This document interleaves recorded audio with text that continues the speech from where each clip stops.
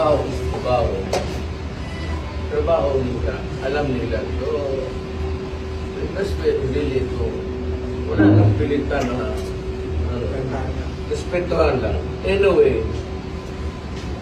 kung hindi nila ako patay, at life is bigla lang. Sila na naman ang nasa kabila. Bawat pila. Alam naman nila ang possibility niyan. It's just a matter of months actually. Kung manalo si Inday pagka-presidente, saan ito pulutin ito mga ito?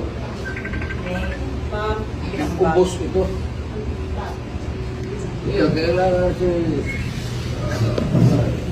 tuloy na kaumayan. Kailangan pilihan na hindi lang pilihan si Inday. Tatakbo ng presidente yan. Lalo na ngayon, nagsidirin ko ng simpatiya. Puta, yan ang plus yan. Pag ilang months na, ibang presidente na naman, isaan is napupulutin ito. Ang problema,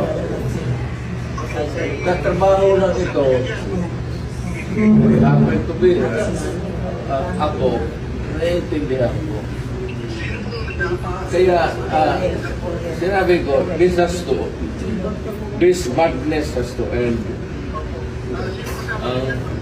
Ano lang kasi sa ang procedure kasi, let me be very frank with you.